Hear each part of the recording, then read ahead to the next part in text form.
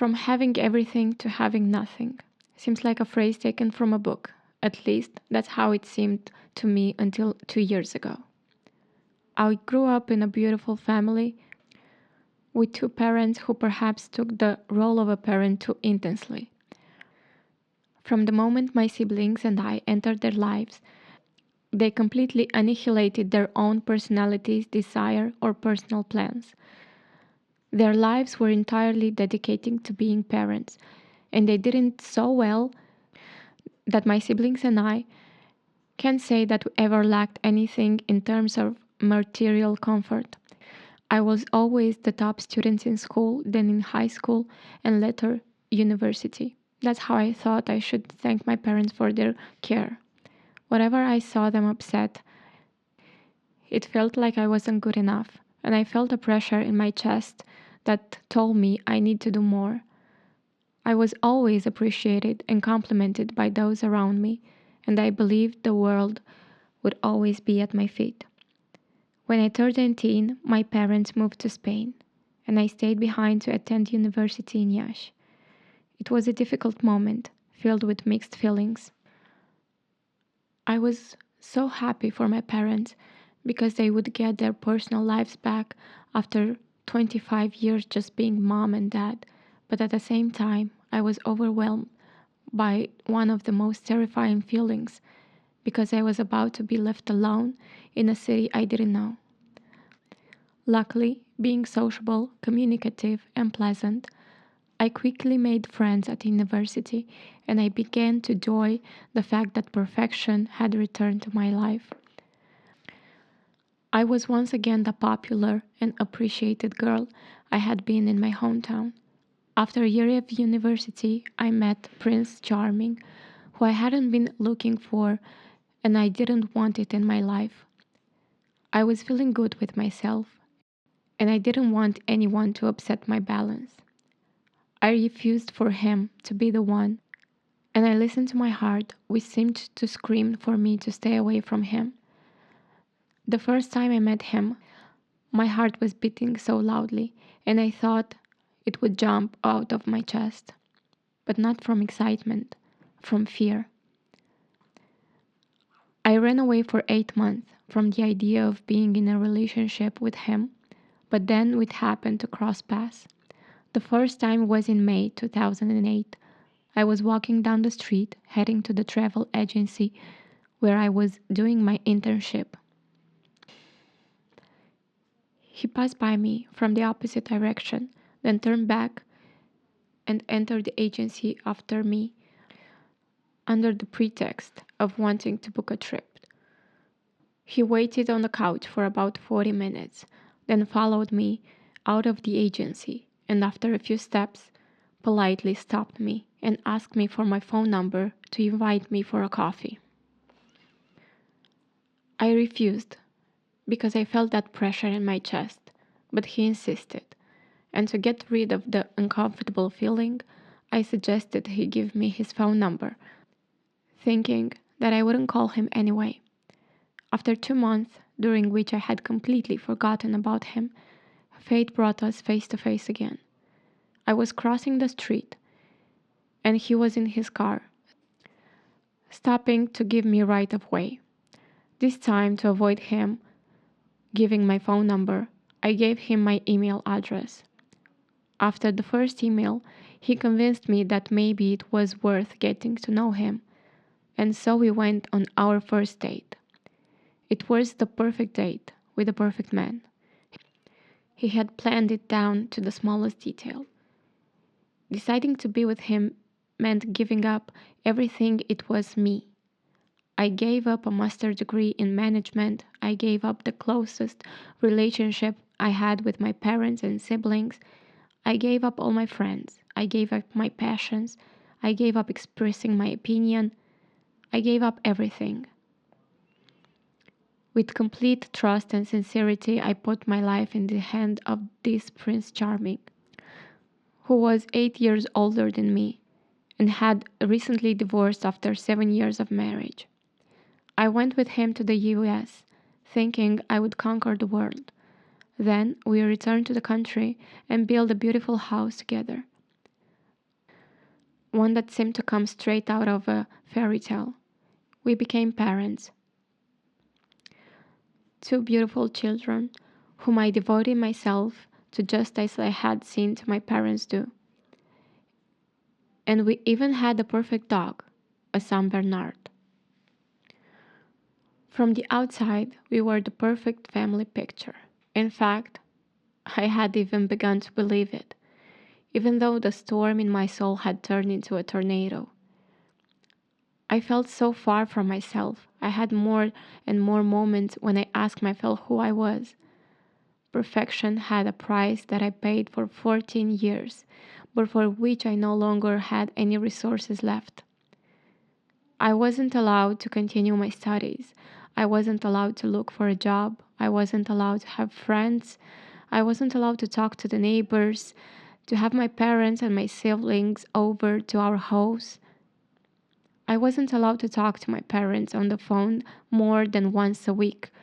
I had never had money in my wallet or in the house, even though we had our own family business. I wasn't allowed to buy toys or clothes for the children because I wasn't good at it. I had to announce every time I was coming back, when I reached to school to pick up the children, when I went to the store to buy bread. All my days were all the same for many years. I cooked, I cleaned the house, I took the children to school, I did homework with them, I accompanied them to the extracurricular activities, I mowed the lawn, I dug the garden. I no longer existed. I talked to him about how exhausted I was and how I felt like a prisoner in my own house. I explained that I needed time for myself as well. His response was that everything I had mentioned was just whims, and that I had everything, so I had no reasons to do anything else. But they weren't whims. I felt like a shadow. I felt that if I didn't do something quickly, I wouldn't even be able to fulfill my role as a mother. So, without asking for permission, for the first time in 14 years, I got a job. When I told him that I had found a job, he took the children and went to his mother, saying that he was too busy to be a nanny. I worked for 2 months, during which I saw my children only on the weekends. He promised that if I had quit my job, he would be more understanding and things would change. I decided to trust him and quit my job. Everything was perfect for 1 month. Then I returned to being a shadow. I talked to him, and he told me that in fact the problem was me, that he didn't know what was wrong with me. The next day he left home without telling me. He took his clothes and took our 10-year-old with him. I was left alone with our 7-year-old and a small amount of money, 50 lei, that I had hidden in a pocket.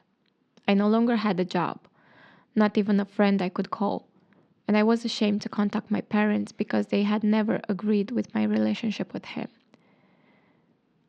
It was the day I lost everything, or at least that's how I felt at that time. 3 days after my husband left, during in which I tried by all means to contact him, I reached the peak of despair.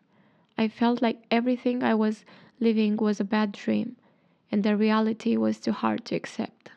My whole being was in a turmoil. From what happened, I didn't see any solution. I didn't have the strength to do anything. I cried for 3 days. Didn't sleep, didn't eat, couldn't do anything. I was only thinking about my son, how he was no longer with me, until my 7-year-old daughter came into my arms, wiped my tears, and took me to sit on the floor while she climbed on the sofa and opened a box above me, from which it fell 30 tiny hearts, colored by her, and on each heart was written, "Mom, I love you." That was the moment I realized I had to get up and do something, because my daughter needed her mother. I gathered my courage, called my parents, and told them exactly what happened. Without asking anything, they came home and offered me their moral and financial support. I went to ask for the help from Child Protection Services, but they told me they couldn't do anything because it was just an internal conflict between spouses. There, a lady who was moved by my story advised me to contact the Gloria Project team. There I found people who, without judging me, offered me legal assistance, psychological counseling, and more than anything, moral support. Every evening, I would go on a job website to submit my resume. I urgently needed an income. I didn't even have my daughter allowance because it was being deposited into her father's account. I was willing to work anywhere. I wasn't thinking about my studies anymore. I needed a job that would provide for us, but at the same time I wanted a flexible schedule that would allow me to spend time with my daughter. She needed my presence, already suffering from the fact that her father was abandoned her and her brother had been taken away from her. During this time, I thoroughly experienced the power of prayer, and within less than a week of searching, God brought me the perfect job into my life. I was hired as an art gallery consulting with a flexible 6-hour daily schedule and a salary that allowed my daughter and me to have a decent living. Amid a painful inner battle, things began to rearrange in my life. More than that, I began to feel like I was living my own life again, after 14 years of feeling absent, like a shadow. I still live this way today, 2 years after the separation, with the same heartbreaking pain caused by not being able to hug my son as tightly as he liked. But I have a full faith that I would be able to rebuild my relationship with him. Desperation and hopeless are now in the past. Now I am a financially independent woman with a wonderful job and an inner peace that often makes me wonder if it's real. In summary, I could say that 2022 changed me, 2023 broke me, and 2024 opened my eyes. The entire journey, from despair and hopelessness to balance, was made possible with the help of a people who didn't know me but offered me trust and support. People who guided me on the path of rediscovering myself. The team at the Gloria Project. The only regret I have now is that I didn't know my worth when it truly mattered. No one ever told me I was valuable. I had to lose everything, including myself, to realize that nothing I had mattered as long as I didn't matter. If you lose yourself, you've already lost everything.